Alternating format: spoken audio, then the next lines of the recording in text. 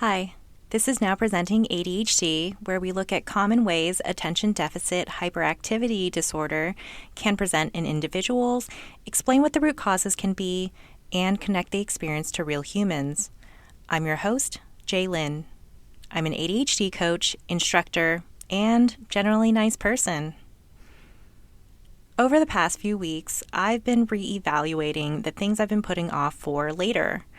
And boy, are there things I've been putting off for later. I made ice cream a few months ago, and the canister for that is one of the few containers in my kitchen that aren't dishwasher safe. A few weeks ago, I finally revealed to a few friends that the canister has been soaking in my kitchen sink for months because I couldn't get myself to wash it. Another thing was that I haven't exercised in months because I can't seem to find the physical space or time to do my VR exercises, the only thing that works for me. And my current setup for my dog was not working because his crate and playpen were in my living room, which, beyond cutting down on the space I can use for my VR exercises, meant that he could not properly calm down after getting home from daycare, because he could sense that I was nearby and wouldn't be able to calm and self-soothe, knowing I was nearby and I could totally be playing with him. All of these were things I knew I wanted to get done, but somehow wasn't able to move forward with due to generally not wanting to do it or due to constraints that I didn't want to deal with. As days went on, I continued putting it off, saying that it was something I would do later. But when is later? Is this something you resonate with, putting certain things off day after day? If so, you're not alone. Now presenting ADHD and putting things off.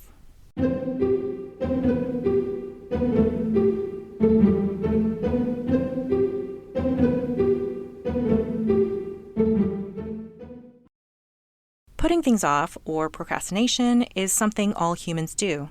With ADHD, procrastination tends to be multiplied for many reasons, including lower working memory, cognitive inflexibility, and tendencies to chase activities that provide us with more dopamine. All of these factors can lead us to more frequent overwhelm, greater difficulty navigating that overwhelm, and more difficulty with staying on task. This means it's harder for us to get started, and it's harder for us to continue going than it is for neurotypicals. But just because it's hard doesn't mean it's impossible. To take a step forward, it's important for us to examine what it is about each thing we are procrastinating on doing, and what is making us avoid it. After all, there are many things we don't procrastinate on doing. There are so many things that we run toward doing. So what is it about the things we put off that make them more difficult to do? Let's start with the ice cream canister I mentioned earlier. Initially, it was because I didn't have the spoons to wash anything by hand, so I put it off for the first day, and it got more scary as time went on. Each time I looked at it, I felt shame and disappointment in myself, and yet I still couldn't get myself to clean it. Every week, I made a plan to clean it. I would load all my dishes into the dishwasher, use the runoff water while the tap got hot to fill my water filter, water all my plants with the filtered water, then use the hot water from the tap to clean the ice cream canister. But by the time I got to the end of the process, I found myself running late to something, or I didn't have the energy to keep going. I avoided the ice cream canister for another day, and then another, and then another. It started to smell and get really gross, and that made the task more unpleasant and thus harder for me to get to it. Not cleaning the canister also meant that I couldn't clean my sink because there were always things in it. The sink started to get really gross and smell, making the task even more unpleasant, and I felt more shame. It was a snowball effect of feeling terrible. In this scenario, the shame I felt about not doing it was making it feel impossible to do. But a funny thing happened. Within 2 hours of my shamefully admitting to my friends that my ice cream canister was still soaking in my sink, I found myself standing at my kitchen sink, filling a pot with water to cook with. I stared at the tap and realized the water could run hot by the time I got enough water to cook with.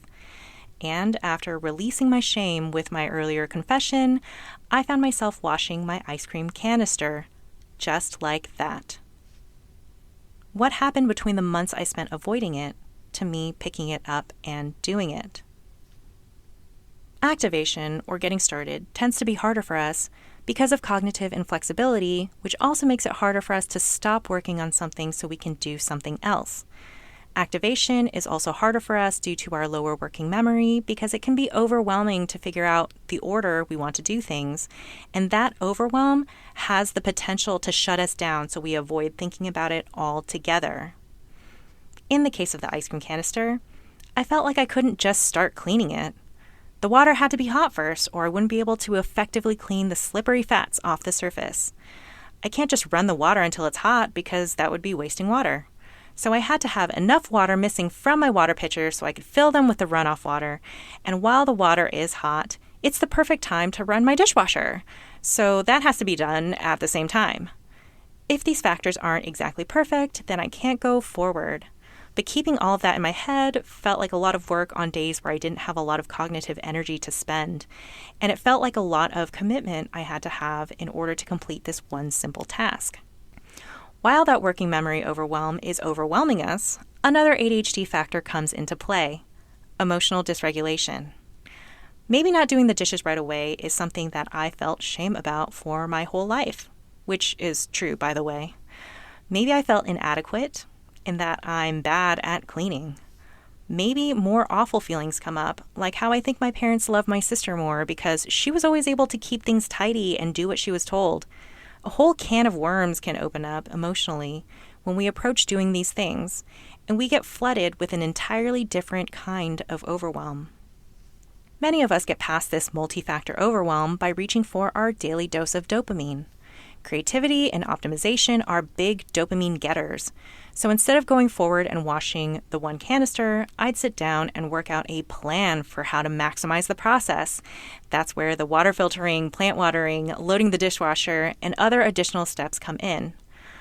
Aside from the optimization dopamine from this, it can also feel like it was okay for me to put it off for so long because what I am going to do with this maximization will be better than if I tidied up on a regular basis. There might be an underlying fear that if I wash the ice cream canister and there are still other dishes to be washed, I won't feel good about the result, especially with how awful I feel about not doing it for so long. It has to be amazing, or it will be a failure. But there lies the issue. We are expecting it to feel awful the whole time, but to remedy this, we are turning it into an enormous project, and thus extending the amount of time we will feel awful in order to get the perfect results that aren't even guaranteed. Do you see where things can go wrong here? Once we stop optimizing on the plan and we start doing it, it starts to feel bad, because the dopamine from optimization starts wearing off. But because the plan optimizes for so many things, it requires a lot of commitment to complete it in entirety. Let's say I decide to wash the ice cream canister, but I don't have the space for it to dry, so all the parts are just strewn across my counters. It's even worse than before. That overwhelm of anxiety that felt bad, it's kicked way up. I feel exhausted from so much anxiety for so long and then avoid it. Now the kitchen looks even more cluttered than it did before. This kicks off the cycle of anxiety. When we feel an overwhelm of anxiety, a common coping method is to avoid thinking about it. This makes sense in the short term because the distress we feel with anxiety overwhelm is lowered slightly when we stop thinking about it. We instantly feel a sense of relief, which can be soothing. But while the short-term effects of avoidance is positive, the long-term effect is pretty negative because the thing that caused us distress is never worked through. Each time our mind wanders to it, we feel the same overwhelm of anxiety, which gets bigger and bigger every time we avoid it.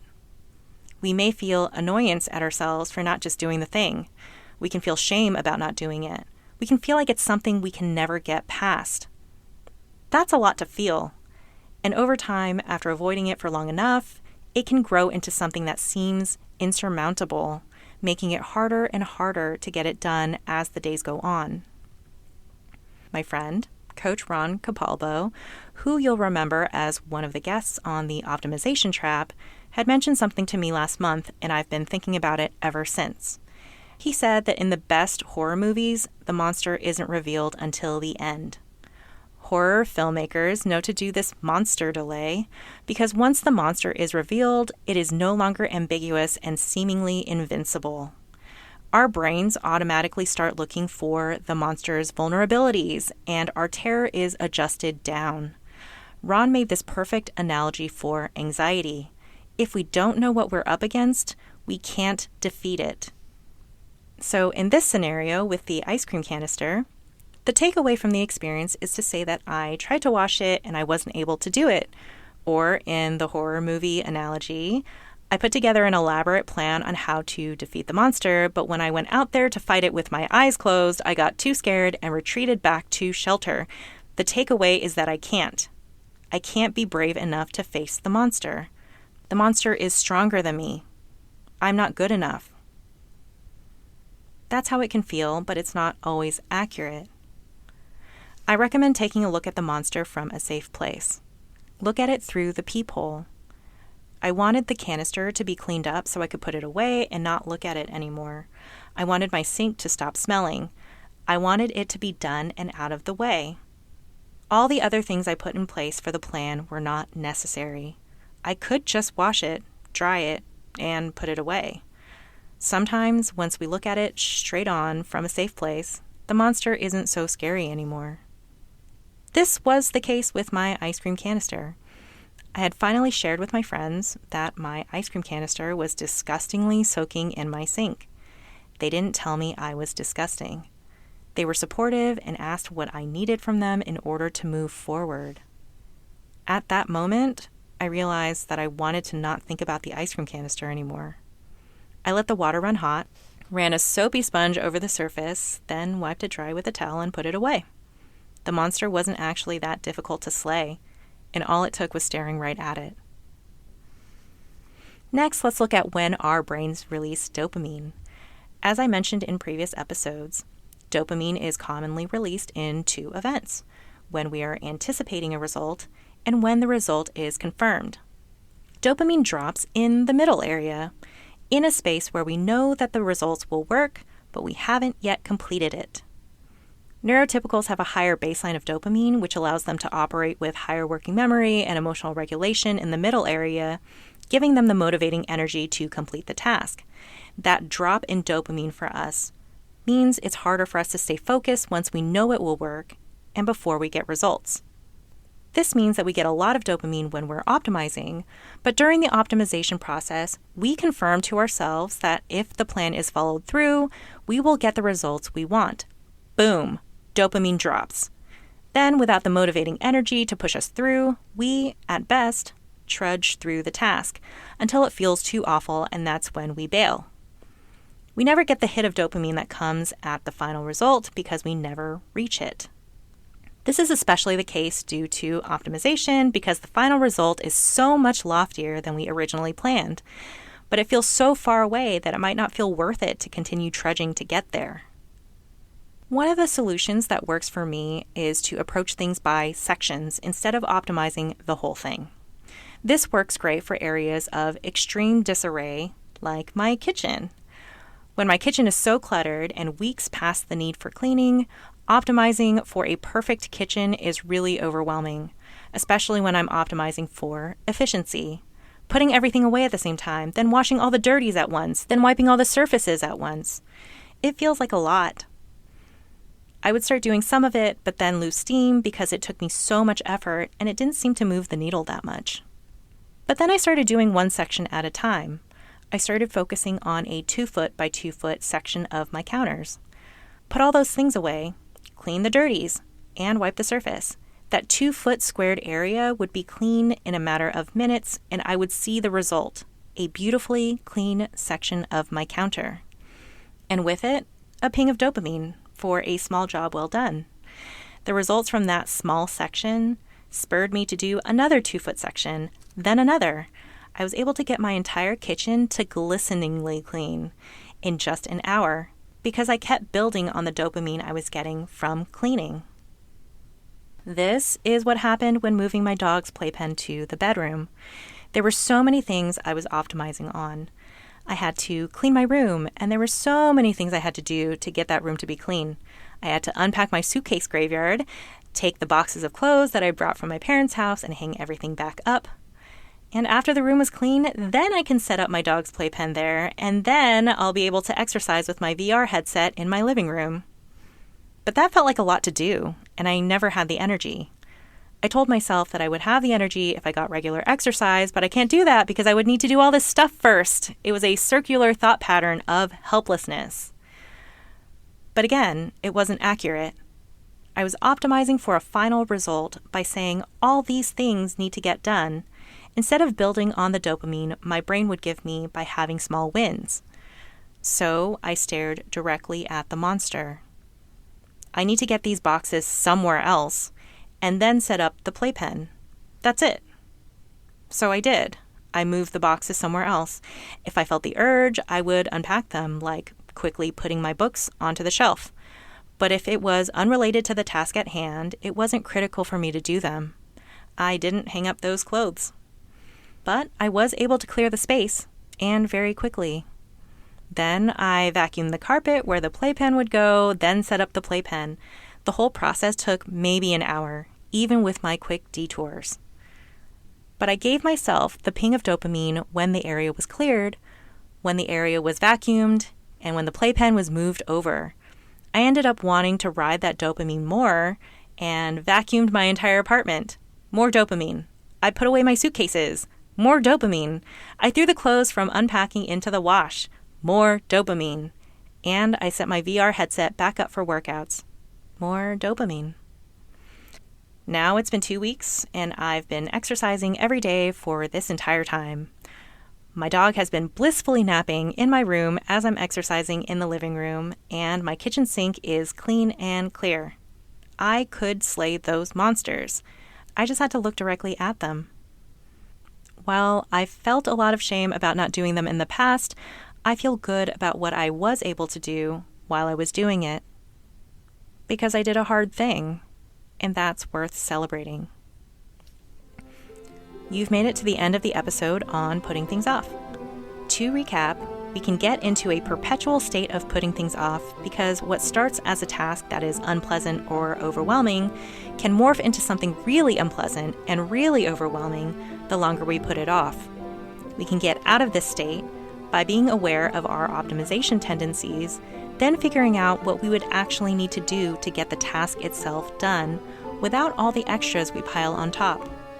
Then we can get a more consistent stream of dopamine by completing sections in ways that show us we are making progress, and use our hyperfocus and dopamine from feeling good about our progress to push us over the finish line.